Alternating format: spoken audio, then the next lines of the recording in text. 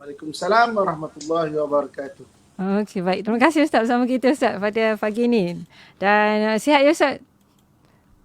Alhamdulillah. Saya orang tu macam ni lah. Terima kasih Ustaz bersama kita hari ini Ustaz. Dan tajuk kita dah pun pilih untuk kita bincang itu keakuan ya Ustaz ya. Ha. Okey, baik Ustaz. Kita pun sebelum kita nak bincang lanjut ni, mungkin Ustaz boleh ceritakan dulu mukadimah tajuk yang kita pilih hari ini, keakuan ni. Mungkin ada pendengar kita nak tahu juga apa yang dimaksudkan dengan keakuan dan kenapa kita pilih tajuk ni Ustaz. Silakan. Bismillahirrahmanirrahim. Assalamualaikum warahmatullahi wabarakatuh. Alhamdulillah. Wassalatu wassalamu ala rasulillah wa ala washabihi wa man tabi'ahu wa man nasara wa wala. Dirahmati Allah, DJ Kak Mas, seterusnya kepada seluruh ibu-ibu, kakak, ayah, sahabat abang yang saya sayangi dan saya doakan dengan kebaikan sekalian. Okey. Sebagai mukadimah dia, kita ulangkan balik dalam diri kita ni, bila tuan-tuan, ibu-ibu, kakak, ayah sekalian melihat saya dan saya melihat ramai orang dan kita semua melihat ramai orang, sebenarnya kita sedang melihat lima kita. Sebab manusia itu dicipta daripada 5 unsur. Apakah unsur manusia itu? Yang pertamanya dia roh, yang keduanya dia ada akal, yang ketiganya dia ada hati, kan? Yang keempatnya dia ada nafsu, dan yang kelima dia ada jasad. Jadi maknanya bila kita cerita mengenai keseimbangan manusia, kita perlu menyeimbangkan kelima-lima unsur dalam diri manusia ini. Dan hari ini kita kongsikan daripada lima-lima unsur ni, iaitu satu unsur iaitu hati. Hati tempat letaknya emosi-emosi yang berbagai-bagai. Jadi pada hari ini kita kongsikan emosi ni umumnya dia ada 12 emosi. Hari ini kita kongsikan yang ketiga, iaitu emosi keakuan, kita panggil emosi keakuan. Okey. Apakah emosi keakuan? Okay. Emosi keakuan ni satu emosi yang kalau orang itu mempunyai emosi keakuan yang tinggi, maka biasanya dia akan jadi terus terang. Kalau cakap tu dia start, maknanya tak jaga hati orang lah. Kalau dia akan confront je terus, dia akan tanya je terus.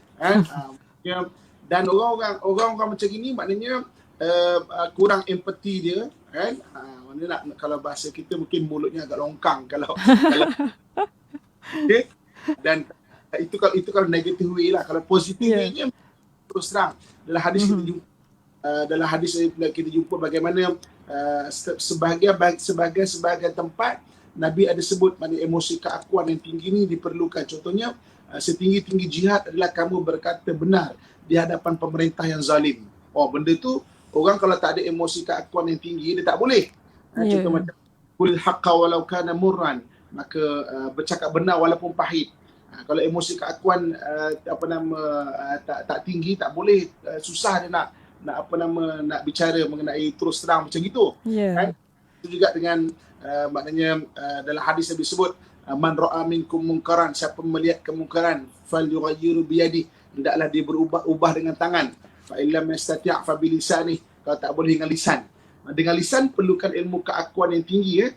Kalau maknanya emosi keakuan yang tinggi, kalau tidak maknanya dia tak boleh cakap terang, dia tak boleh nak confront kalau emosi keakuan seorang itu rendah. Dan benda ni kalau negative way dia ataupun jadi negatif dia, orang emosi keakuan ni yang tinggi mungkin dia ada respon spontan. Spontan ni kadang-kadang cok kan, negative way dia, ataupun mungkin mudah memaki-maki orang. Ni kalau kita tengok orang macam ni, maknanya emosi keakuan negative way lah, maksudnya dia agak tinggi. Kemudian mungkin orang jenis macam ni orang sarkastik, menyindir orang je, nak bercakap ikut dia je, ikut dan dia suka je.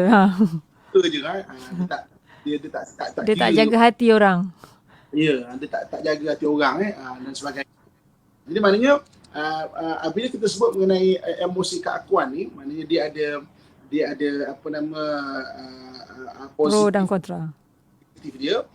Dan benda emosi keakuan ni sama juga dia ada yang inborn, mana lahir-lahir orang memang jenis dia macam tu.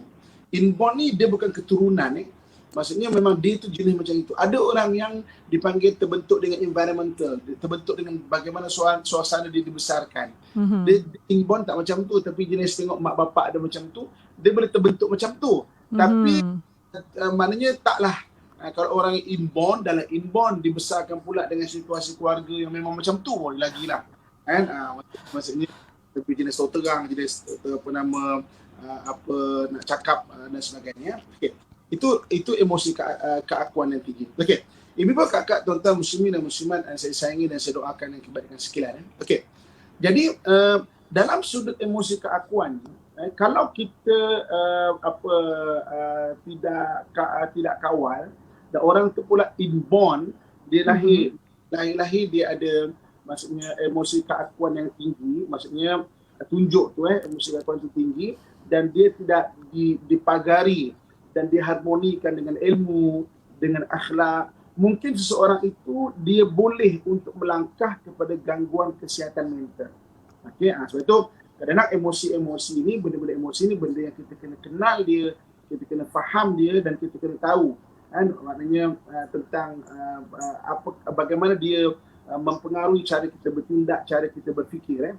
Okey, jadi kalau kita tengok dalam DSM-5, Diagnostic Statistical Manual of Mental Disorder, ada satu penyakit mental ataupun gangguan kesihatan mental yang disebut sebagai narcissistic, NPD, Narcissistic Personality Disorder. Narcissistic ni macam mana? Orang yang dia maknanya sangat mementingkan diri, kemudian kurang rasa simpati, empati, apatah lagi, mulutnya sangat sarkastik, dia rasa dia saja betul, dan maknanya cenderung membesar-besarkan bakat dan prestasi dia, merendah-rendahkan orang lain secara maknanya orang perasan ketak, dan mungkin maknanya biasanya disibukkan diri dia tu dengan diri dia je nak dibangunkan dan sebagainya. Bicara pun pasal diri dia je ya. Semuanya mengenai diri dia. Jadi narsistik ni satu benda yang emosi keakuan kalau tidak dibendung atau tidak diharmonikan dengan ilmu dan juga akhlak, dia boleh melangkah kepada gangguan kesihatan mental. Ini kita kena faham, terutamanya untuk diri kita. So kalau kita tengok kan, kita ni jenis orang yang suka nak confront, suka nak mudah untuk bercakap. Dan ada positif way, ada negatif way. Kalau positif way-nya, daripada kesihatan mental, dia ada 3 peringkat kan. Kesihatan mental, dia boleh melangkah kepada gangguan kesihatan mental, dan dia boleh melangkah kepada penyakit mental. So ukuran mudah bagi penyakit mental ni apabila seseorang dia mengganggu dah hubungan diri dia dan juga hubungan dengan orang lain. Contoh macam emosi keakuan ni kalau terlalu tinggi, contohnya kalau terlalu tinggi, kemudian maknanya maksudnya kemudian sampai boleh melangkah kepada gangguan kesihatan mental, dia sudah mengganggu hubungan dengan diri dia. Contoh mengganggu diri dia, asyik tak puas hati dengan orang aja. Dia terbaik, dia rasa diri dia, dan mula dia memandang rendah orang lain. Rendah untuk orang lain. Apabila benda ni sudah melangkah kepada gangguan kesihatan mental, semua orang tak kena. Betul. Semua orang ada je. Orang semua ada kelemahan dan juga kebaikan. Tapi kelemahan orang tu diperbesar-besarkan. Sampai kebaikan orang tu dia tak nampak. Jadi dia akan mengganggu cara dia berfikir, dia akan mengganggu maknanya cara dia bertindak, cara dia satu benda. Respon pada orang sekeliling Ustaz ya. Jadi maknanya dia sudah mula kepada mengganggu hubungan dengan diri dia, dan juga bila telah mula mengganggu kepada hubungan dengan orang lain, dia mula merendah-rendahkan, sarkastik, dia saja betul, kemudian maknanya lack of empathy, mana empathy kurang, dan berlalu masa benda ni sampai menjadi kebiasaan bagi dia. Daripada gangguan kesihatan mental, dia boleh kepada maknanya penyakit mental yang disebut sebagai Narcissistic Personality Disorder ataupun NPD. Kalau keakuan ini tidak dikontrol ataupun tidak dikawal. Okey. Rehat sebentar. Ya. Dan kita nanti kita nak tahu juga Ustaz, kita akan ambil soalan daripada pendengar, dan di samping tu kita nak tahu juga macam mana sampai macam Ustaz sebutkan tadi, kerana narsistik itu boleh menyebabkan hubungan dengan orang lain pun terganggu dan sebagainya Ustaz ya. Jadi kita akan berehat seketika dan insya-Allah kita akan kembali selepas ini. Dan anda para pendengar pastikan terus setia bersama kami di IKIM Inspirasi Inforia Islami. Subhanallah walhamdulillah wa la ilaha illallah wallahu akbar. Subhanallah walhamdulillah wa la ilaha illallah wallahu akbar. Subhanallah walhamdulillah ولا إله إلا الله والله أكبر. سبحان الله والحمد لله ولا إله إلا الله والله أكبر. سبحان الله والحمد لله ولا إله إلا الله والله أكبر. سبحان الله والحمد لله ولا إله إلا الله والله أكبر. سبحان الله والحمد لله ولا إله إلا الله والله أكبر. سبحان الله والحمد لله ولا إله إلا الله والله أكبر. سبحان الله والحمد لله ولا إله إلا الله والله أكبر. سبحان الله والحمد لله ولا إله إلا الله والله أكبر. سبحان الله والحمد لله ولا إله إلا الله والله أكبر. سبحان الله والحمد لله ولا إله إلا الله والله أكبر. سبحان الله والحمد لله ولا إله إلا الله والله أكبر. سبحان الله والحمد لله ولا إله إلا الله والله أكبر. سبحان keakuan ni, kerana ini adalah salah satu emosi daripada hati kita, dan juga kita nak tahu yang seterusnya. Mungkin tadi Ustaz pun sebutkan boleh merenggankan hubungan sesama kita, dan juga ini lebih teruk lagi kalau kita dilahirkan dengan sikap begitu dan juga dibesarkan dalam keadaan situasi yang sebegitu. Jadi Ustaz, mungkin kita nak sambung Ustaz dengan perbincangan kita ni. Silakan Ustaz. Nanti kita boleh ambil juga soalan daripada pendengar ya saya. Silakan Ustaz. Okey. Okey, ibu kakak, tuan-tuan, muslim-muslimat yang saya sayangi dan saya doakan dan kebaikan sekalian kan. Jadi apabila kita bicara mengenai emosi keakuan ini dan tunjuk keakuan ini, jadi maknanya macam kita sebut tadi, dia ada satu positive way dan juga negative way dia. Bagaimana satu emosi itu boleh jadi sisi positif. Apa sisi positif? Macam contoh, kalau kita lihat apa kata ketika Sayyidina Umar radhiyallahu anhu ditanya, apa benda yang kamu suka di dunia ini, kan? Kalau di dunia ini apa benda yang kamu suka? Apa kata Sayyidina Umar? Aku suka yang pertama sekali bercakap benar walaupun orang lain tak suka nak dengar, kan? Maknanya yang keduanya, aku suka untuk mencegah kemungkaran secara terang-terangan. Yang ketiganya, aku suka membuat kebaikan walaupun orang tak tengok ke apa, aku suka buat. Jadi maknanya sisi positif dia, kalau dia diharmonikan dengan benda agama, jadi maknanya orang yang ada positive way dia diperlukan di setengah-setengah tempat. Maksudnya bercakapnya terang, maksudnya ada orang yang perlu ditarbiah dengan cara pujuk-pujuk, ada orang perlu ditarbiah cara sentap, kita panggil talibat Ya. sentap kan. Sentap betul lah. Maksudnya orang ni, kalau kita tengok dia orang yang jenis maksudnya sifat emosi keakuan dia agak tinggi, tapi dalam lingkungan positif. Tapi ketika ni ingat, orang tak suka. Apa ceramah marah-marah ni, apa ceramah ni sini-sini ni, tak suka. Sebab ada hatinya dah agak lembut. Tapi ada orang maksudnya dicakapkan maknanya satu terang baru dia boleh boleh dengar, boleh tersentak, baru dia faham benda tu. Okey. Kemudian tapi negatif way dia daripada sudut sisi negatif dia adalah bila dia bercakap saja, maksudnya dengan sindi-sindi, dengan kata sini yang boleh memaki, kan, mulutnya mulut yang memang dipelihara dengan kandang-kandang haiwan berada di mulut dia.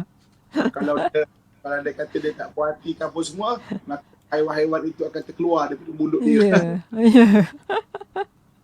Ini maksudnya bila emosi puan maknanya tidak dikawal daripada sudut negatif dia. Okey, dan kalau sudut tidak dijaga sampai di bawah kakak sekalian, mungkin kita boleh refleksi orang sekeliling kita sampai ada yang maksudnya jatuh kepada gangguan kesihatan mental. Yang ada penyakit mental daripada bab ini. Okey. Terusnya kita tengok sekarang ni, kalau lah anda kata kita lah ni kita suruh dengan ilmu, kan, maknanya ada maksudnya emosi keakuan yang agak tinggi, kan, dan maksudnya tak terkawal. Kadang-kadang sebab itu emosi kita tak perasan tau kadang-kadang, kan, kita kata macam pada kita biasa benda itu. Tapi bagi setengah-setengah orang memang agak kasar. Orang lihat kelihatan kita agak kasar dan memang tidak bagus kalau di sisi sebahagian pandangan orang lain, ya. So di mananya bagaimana kita nak mengawal untuk kita menjaga emosi keakuan yang merah ini atau mencantikkan lagi kalau emosi itu jadi positive way dia. Apakah zikir-zikir yang boleh kita amalkan? Antara zikir-zikir dia adalah nama Allah Subhanahu Wa Taala, Ya Latif. Ya Latif, Ya Latif, Ya Latif, Ya Latif, Ya Latif ni wahai yang santun, wahai yang lemah lembut. Maksudnya kita minta supaya dengan kita zikirkan nama Allah Ya Latif, Ya Latif, Ya Latif, Ya Latif tu jiwa kita ni semakin halus. Bagi orang yang maknanya ada maknanya emosi keakuan yang tinggi ni, mana taklah sampai dia jadi apa orang panggil jadi negative way, maknanya Ya Latif, Ya Latif, Ya Latif.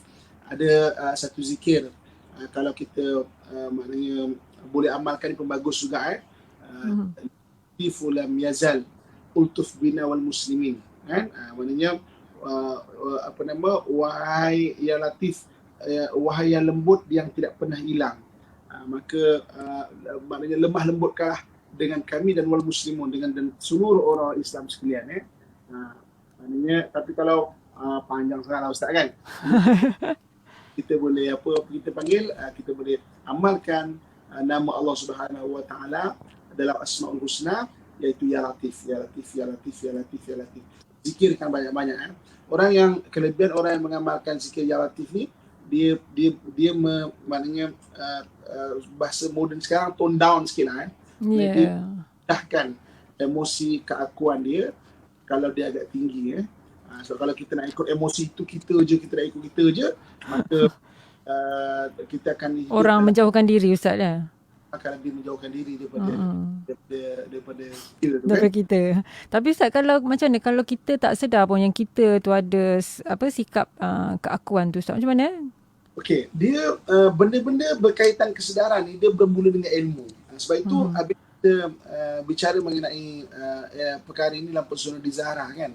Apa yang kita harapkan adalah orang mempunyai satu kefahaman bahawa kadang-kala benda ini kalau tidak terkawal dia tidak bagus. Okey, maksudnya dari sudut akhlak Islam, dari sudut etika, dari sudut kemanusiaan. Okey, sebab kadang-kadang ada orang yang memang dia tak perasan benda dan dia anggap benda. Ya, betul. Okay. Dan apa yang kita bincang pada hari ini adalah maknanya pertama sekali kita kena ukur diri kita. Bukan untuk mengukur orang lain yang bang, aku dah tahu dah bang, kau ni memang dah kasih stick ni. Aku suka dia jual ada diskon sebagainya kan. Ni memang orang yang emosi keakuan dia agak tinggi yang memang tak bagus ni kan. Jangan ukur. Paling kurang kita ada satu kesedaran, satu insight, satu maknanya kematangan dari sudut kefahaman kita bahawa emosi keakuan dia ada tempat dia, betul. Tapi kalau bukan di semua tempat. Hari ni kita order makanan contohnya. Kan? Orang tu, restoran tu sibuk, sebagai kemanusiaan dia juga ada dia punya kemampuan tenaga. Mungkin dia dah kerja lebih 8 jam yang memang dah penat dan ambil order kita salah. Ada salah. Jadi macam mana respon kita? Kan? Mungkin kita boleh respon emosi keakuan yang tinggi ni dengan cara kita terang, Dik, salah ni Dik. Dan kali jangan buat macam ini. Ataupun ada orang kadang-kadang maki-maki pun ada. Ya, betul. Maklumlah dah apa. Mana emosi keakuan dia. Maksudnya kalau dia emosi keakuan yang tinggi, dia memang akan confront orang tu. Tapi the way, cara itu dipercantikkan oleh Islam. Kan? Kalau orang emosi keakuan terlalu rendah pula, tak semua tempat benda tu bagus juga. Contoh kata dia melihat isteri dibawa salah. Kan? Kalau dia emosi keakuan yang tinggi, dia akan tak apalah, biarlah, malah nak gaduh-gaduh lah. Dia akan. Dan isteri pula ataupun suami pun sama juga. Suami ada hobi, asyik-asyik kerja tukar spoiling kereta. Dalam keadaan yang kita rasa membazir dan juga dalam keadaan yang ada tanggungjawab yang perlu ditunaikan sebenarnya. Kan mungkin yuran anak sekolah kan. Kalau kemampuan tak apa, ini dah lah macam ada tanggungjawab yang dia kurang kemampuan tapi kerja duk layan hobi dia. Tukar kereta, asyik touch up kereta dan sebagainya. Kalau emosi keakuan tu tidak tinggi, kita takkan boleh tegur dia. Ini dalam hadis Nabi galakkan juga kena pada tempat dia, qulil haqqa walau kana muran. Bercakap benar walaupun pahit. Bercakap benar walaupun pahit ni perlukan emosi keakuan yang tinggi. Tapi dari sudut kebaikan lah. Kan? Maksudnya, cakapnya terus terang tapi gaya cakap itu. Jadi kadang-kadang benda ni bukanlah emosi keakuan tinggi itu jadi negatif. Ataupun rendah itu jadi positif. Tak juga. Kalau rendah, emosi keakuan ni rendah, maknanya orang takkan nak cakap terang, takkan konfront dalam banyak benda, sampai benda-benda kebenaran pun. Sampai mungkin agama kita dihina contohnya pun dia pun tak apalah, buat tak tahulah. Ataupun nak menjaga orang maknanya orang lain, orang kata kita, orang kata agama kita, orang kata maknanya kita buat tak apalah, biarlah akhirat nanti kita tuntutlah. Kan? Ini langsung tak ada maknanya kekuatan untuk kita menegakkan benda tu. Kan? Sebab kalau emosi keakuan terlalu rendah. Kan? Sebab tu rendah ataupun tinggi, benda tu bukan satu tinggi ni mungkin jadi jahat, tak. Kan? Dia semua benda boleh jadi baik, semua benda boleh jadi tak baik. Kalau kita faham ini keadaan emosi kita. Kalau kita baca hadis-hadis Nabi SAW, banyak Nabi mengajarkan.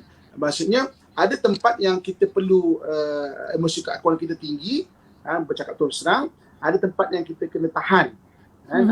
Banyak juga kata-kata hukama ataupun hadis ataupun maknanya dalam Quran Allah SWT sebut walau kunta faddan ghalidhal qalb lam faddu min hawlik. Kalau kamu keras sangat, takrifan keras tu mulut kamu keras sangat, maka mereka lam faddu min hawlik, maknanya dia akan lari daripada keliling kamu tu. Orang tak suka. Negatif way dia.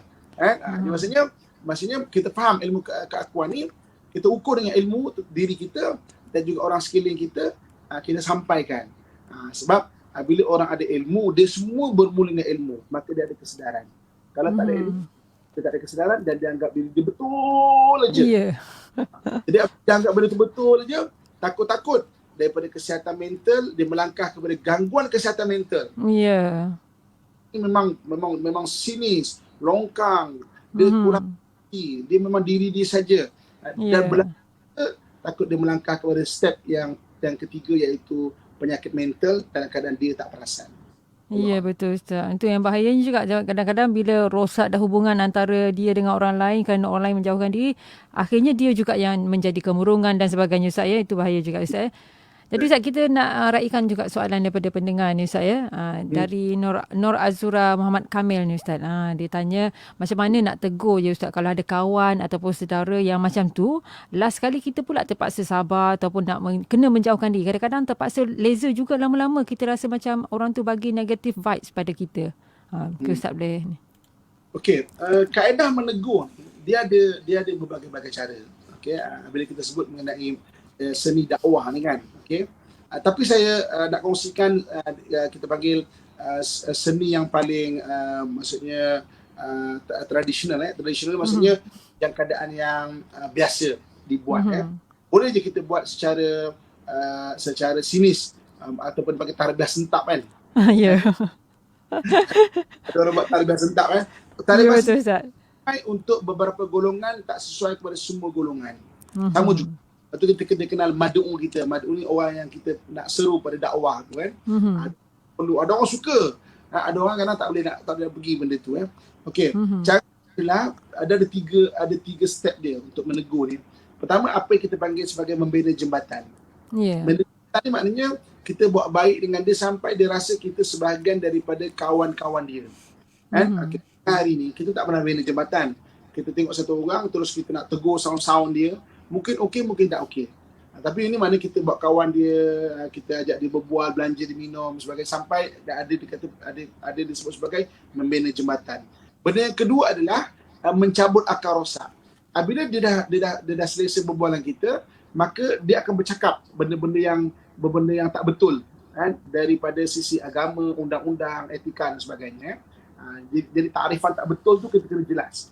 Lepas tu dalam Quran fa in tanaza'tum fi syai', kamu bertengkar satu benda, baliklah kepada apa yang disampaikan oleh Allah dan juga Rasul. Sebab kalau tak orang akan berfikir terlalu bebas tanpa sepadan. Diri saya ikut saya lah. Ya. Diri saya ikut saya lah, apa-apa awak nak kata. Ini pribadi saya. Tak ada ke mana? Ya. Tak ada ke mana dengan awak. Tapi dalam Quran Allah sebut benda ni. Orang yang bila tak ada base panduan cara dia berfikir, maka apa base dia? Hawa nafsu. Allah sebut afara'aita man ittakhadha ilahahu hawa. Maknanya tidakkah kamu melihat orang yang menjadikan hawa nafsu ni itu sebagai Tuhan. Lepas tu kalau kita tengok hari ni orang yang free thinker contohnya kan. Jangan ganggulah, ni hak kebebasan saya dan sebagainya. Ini bebas. Jadi dia tak ada panduan cara dia berfikir, tak ada base. Base hawa nafsu. Yang orang yang tak ada panduan cara berfikir itu, tak ada base dia akan base hawa nafsu. Kita tengok cara hidup dia memang maknanya berdasarkan apa keseronokan dia semata-mata. Jadi maknanya jadi bila kita step kedua adalah mencabut akar rosak, adalah kita berbual dengan dia, kita nampak dia ni tak ada satu base pemikiran. Paling kurang base undang-undang pun agak okey. Ya, betul. Awak macam ni ada undang-undang Islam kita kat Malaysia, mendedah aurat, puasa sebagainya kan. Ataupun perundangan yang diamalkan di Malaysia memang ada dua. Satu perundangan sivil, yang kedua perundangan syariah. Dan kita cakap apa syariah ni kacau, sibuk lah dan sebagainya. Tak boleh sebab undang-undang negara. Duduklah dekat tempat maknanya undang-undang yang ikut apa yang dia nak. Tak boleh juga. Di mana-mana negara pun ada undang-undang dia. Ya, betul. Taklah pergi kat hutan, tidur hutan pun ada undang-undang di sini. Spot ini kau jangan kacau aku ini ikut aku lah. Kita duduk dekat busuk semut tu. Cuma undang-undang berlaku. Dekat kiri. Mau dekat aku suka lah, aku nak bom. Cuba tengok undang-undang rimau macam tu. Tak ada undang-undang. Di mananya cabut akar rosak. Paling base undang-undang negara pun dia boleh faham. Undang-undang negara kita ada undang-undang sivil, undang-undang Islam kan. Pun dia ada satu base pemikiran. Tapi orang yang disebut sebagai free thinker ni kadang sampai undang-undang pun tak hormat. Jadi akhirnya kan hawa nafsu, bertuhan hawa nafsu kan. Okey, yang ketiganya, step ketiga baru kita masukkan semai benih-benih yang bagus. Jadi kalau kita cakap apalah dia orang ni kan, contoh kita nak buat baik dengan dia sampai dia bercakap apalah dia orang ni kan, apa nama suka apa, saya nak cakap saya suka-suka saya lah, saya nak mengata dan sebagainya. Oh, akar rosak. Kita mencabut itu. Kalau kita suka-suka nak mengata dia daripada sudut Islam pun maknanya tak boleh, itu boleh fitnah dan sebagainya.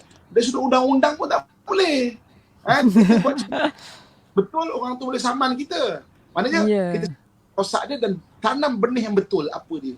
Kan? Itu secara tradisional dia dakwah, bina jembatan, mencabut akar rosak dan menyemai maknanya benih-benih pemikiran yang bagus. Orang tu. Jadi kadang-kadang ada yang dia pakai bulldozer je ataupun dia pakai dia bulldozer je. Dia bulldozer je. Pun boleh juga. Allah. Ya, maksudnya Ustaz, kalau kita tengok, maksudnya kalau kita nak menegur orang yang narkisistik ni Ustaz, maksudnya kita pun kena ada narkisistik yang tinggi juga Ustaz ya, tapi cara yang sebab kalau tak kita pun tak boleh nak menegur mereka sebab yalah macam Ustaz kata dia dengan mulut longkangnya, dengan lezanya, kita pun jadi takut-takut Ustaz ya. Betul tak? Ke atau macam mana? Okey. Ada orang yang kadang-kadang ini ada banyak dia boleh kata orang dan orang boleh kata dia. Macam itu kan. Dia boleh cakap saja tapi dia boleh dengar apa saja. Maksudnya awak boleh cakap apa pasal saya tapi time saya cakap awak dengar. Siap. Ada orang pula dia boleh cakap orang cakap kan. Ya, betul. Kan. Ada tak? Ya. Ada tak? Ya, banyak kan tu. Jadi orang narkisistik ni sama juga kadang-kadang jenis dia ada yang memang kita boleh bulldozer je dia. Kadang yang macam saya sebut tadi, bina jembatan, mana mencabut akar rosak dan juga menyemaikan akar yang baru dan suburkan akar yang baru. Okay, kita ada soalan lagi Ustaz ni dari Hayati Ramli ni Ustaz. Dia kata adakah mereka yang berpersonaliti begini cenderung untuk melakukan kecurangan dalam sesebuah hubungan? Okey, kecurangan dia dalam emosi yang lain Orang macam dia lebih kepada NPD, narcissistic personality disorder. Itu memang dia rasa mana diri dia betul je, maknanya merendahkan orang lain, ada ciri-ciri kesombongan kan, ujub, okay, kita bahasa dengan ujub, riak dan takabur ada beza. Ujub ni dia permulaan dia. Ujub ni rasa ajaib pada diri, rasa hairan pada kebolehan diri aku ni kenapa orang tak boleh fikir cakap yang maksudnya diri tu ujub kenapa macam apa tak pandai macam itu untuk ujub, rasa hairan kat diri. Riak ni maknanya daripada ro'a, menunjuk satu benda tu, kita nak menunjuk riak. Okey. Tapi apa beza ujub dan juga takabur atau sombong? Takabur dia bermula ada ciri-ciri ujub, dalam waktu yang sama dia merendahkan orang lain. Takjub, kenapa orang tak fikir pada aku ni? Dia orang ni semua tak guna lah, tak boleh pakai lah contohnya kan. Dia merendahkan orang lain. Ini dalam Quran Allah sebut kisah syaitan. Bagaimana syaitan tu, dia pertama diujub. Dia katakan Allah mengenai ketika dia disuruh sujud pada Adam, apa kata iblis, ana khairum minhu, aku lebih baik daripada dia. Dia rasa ujub, aku lebih baik daripada dia. Dia jadi sombong ketika dia merendahkan Adam. Khalaqtani min nar wa khalaqtahu, aku dicipta daripada api dan Adam dicipta daripada tanah, aku lebih baik daripada dia. Sebab tu Allah sebut kenapa syaitan tu boleh menjadi iblis, Azazil tu boleh menjadi syaitan ataupun iblis, adalah kerana dia tak mau sujud kepada Adam. Kenapa dia tak nak sujud kepada Adam? Aba wastakbara wa kana minal enggan dan dia takabur. Takabur ni mana ciri-ciri bagi orang yang maknanya keakuan agak tinggi, apabila dia maksudnya dia rasa diri dia ujub, kemudian kenapa orang tak boleh fikir cakap macam tu kan, dan waktu yang sama dia merendah-rendahkan orang lain. Dos guna tak boleh pakai dan sebagainya. Allah Allah. Mungkin Ustaz, satu lagi lah soalan terakhir Ustaz sebelum kita nak mengakhiri ni Ustaz. Dari Mari Ismail ni, dia kata macam mana ya pandangan Islam pada orang-orang yang sebegini Ustaz, yang mengalami personality disorder sebegini, hukumnya, adakah dosa ataupun macam mana Ustaz? Okey, bagi orang yang begini kan, kalau dari sudut tasawuf dia berdosa, dari sudut dosa hati sebab dia wujud dia sombong kan, wujud Ya. sebagai dosa-dosa hati kan. Dia akan jadi dosa zahir ataupun dosa-dosa syarak apabila mengumpat, contohnya fitnah. Sebab daripada persepsi dia, orang ni tak betul gini-gini ni, betul orang dia dosa fitnah kan. Kemudian mungkin dia jadi dosa sibabul muslim fusukun. Sibab ni maknanya menghina-hina orang. Praktik hukum dia, kata Nabi SAW, menghina-hina orang. Maksudnya hukum macam mana, kalau di sudut tasawuf, kalau di seorang-seorang dia, mana sudut dosa hatilah kita panggil. Tapi dia jadi dosa syarak, dosa syariat bila dia jadi mana fitnah, maknanya mencela orang, kan, ataupun memburuk-burukkan buruk-buruk, kadang menzalimi orang. Sebab apa? Orang yang tak betul, maka dia ambil hak orang tu, contohnya. Maknanya dia jadi orang sekeliling pun pandang buruk juga, Ustaz ya? Orang sekeliling pandang buruk. Tapi maksudnya dia tu dosa tu macam mana wujud dosa tu. Suluhlah diri dengan ilmu, kemudian memperbaiki diri kita tu. Dan sesungguhnya maknanya kalau kita sentiasa perbaiki diri kita, insya-Allah niat yang baik akan sentiasa diperbaiki oleh Allah Subhanahu Wa Taala. Jadi Ustaz, kita pun dah sampai ke penghujung ni Ustaz. Jadi mungkin Ustaz boleh berikan kesimpulan untuk kita punya topik hari ini, Ustaz. Silakan. Kita simpulkan dan kita doa, akhirnya doa. Jadi bimbang kat tuan-tuan sekalian, apa kita kongsikan pada hari ini, iaitu dalam diri manusia ni dia ada 5 unsur. Kita ada roh, kita ada akal, kita ada hati, kita ada nafsu dan kita ada jasad. Kita ambil unsur yang ketiga, iaitu hati. Hati ni tempat letaknya emosi. Emosi ni ada 12. So jadi maknanya kita yang umum ya. Jadi kita consider ni minggu ketiga, iaitu emosi keakuan. Emosi keakuan ni apa? Iaitu orang yang maknanya dia boleh bercakap terus terang, simpati agak kurang, maknanya boleh maknanya kalau satu masalah tu dia boleh confront kan, dia boleh tegur terus terang. Itu emosi keakuan agak tinggi ya. Dan dia boleh jadi positive way ataupun negative way. Positive way dia baguslah, contoh macam dia bercakap benar walaupun negative way dia maki, kemudian dia boleh jadi orang yang merendahkan orang lain kemudian juga kat tuan-tuan muslim, benda ini kalau tidak dikawal, dia boleh jadi kalau mengikut DSM-5 boleh jadi sebagai gangguan kesihatan mental dan juga penyakit mental. Kita bimbingkan kesedaran kesihatan mentalnya sejak tahun lepas. Dia ada kesihatan mental, kita orang biasa yang menjaga kesihatan mental. Kemudian ada gangguan kesihatan mental. Di mana pada hari ini emosi keakuan tinggi dia boleh mengganggu kesihatan mental daripada sudut narcissistic personality disorder ataupun NPD. Dan dia ada tempoh masa, the haul dia. Kalau haul dia sampai, tempoh masa dia sampai, maka dia boleh jadi konsistennya macam tu, dia boleh jadi penyakit mental pula. Dengan cara dia tak. Sebab itu kalau kita kongsikan hari ini, tekan butang share untuk semua orang faham apa maksudnya zikir yang boleh tone down ataupun boleh mengharmonikan emosi ini, iaitu Ya Latif. Ya Latif, Ya Latif, Ya Latif, Ya Latif, Ya Latif, Ya Latif, Ya Latif. Wahai yang maha lemah lembut. Mudah-mudahan yang kita zikirkan ini, Allah maknanya beri kita rahmat dan bantu kita untuk memperbaiki diri kita, melemah lembutkan kita yang tinggi, maknanya emosi keakuan dan unsur negatif ni. Sebab itu perbaiki diri dengan ilmu, supaya kita base ilmu tu menjadikan kita akan faham tentang diri kita, orang keliling kita, dan menjadikan kita akan menghormati diri kita dan menghormati orang lain. Jadi maknanya bila kita menghormati diri, menghormati orang lain, jadilah kita masyarakat yang saling menghormati dan membentukkan. So kita akhir dengan doa. Baik Ustaz. Bismillahirrahmanirrahim. Bismillahirrahmanirrahim. Alhamdulillahirabbil alamin wassalatu wassalamu ala asyrafil anbiya'i wal mursalin wa ala alihi washabihi ajmain. Ya Latifu lam yazal ultuf bina wal muslimun ya rabbal alamin.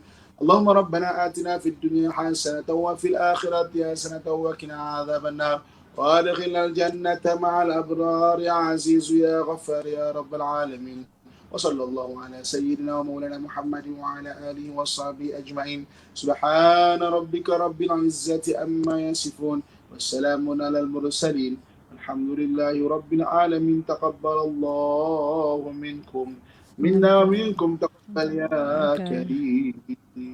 Alhamdulillah. Alhamdulillah. Terima kasih banyak Ustaz bersama kita hari ini untuk tajuk kita hari ini, dan insyaAllah kepada para pendengar boleh tonton semula di Facebook kita dan juga di YouTube kita untuk lebih faham lagi, mungkin nak kena ulang banyak kali baru faham berkenaan dengan personality ni, dan mungkin kita pun ada sedikit Ustaz personality sebegini, jadi mungkin kita boleh buang, kurangkan ataupun buang terus. Jadi insyaAllah Ustaz kita akan kembali minggu depan Ustaz untuk kita sambung lagi berkenaan dengan topik yang sebegini yang Ustaz sebutkan tadi untuk hati ni Ustaz Ada banyak lagi emosi Ustaz Ada 12. Okay, baik, terima kasih banyak Ustaz. Assalamualaikum. Assalamualaikum warahmatullahi wabarakatuh. Dan kepada anda teruskan bersama kami di IKIM Inspirasi Inforia Islami.